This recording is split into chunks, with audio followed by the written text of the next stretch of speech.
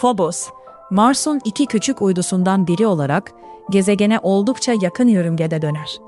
Mars'ın yerçekimi, Phobos'u iki yandan hafifçe çekerek gelgit kuvvetlerini oluşturur. Bu kuvvetler, uyduyu yavaş yavaş sıkıştırarak şeklinde gerilim ve çatlaklar yaratır.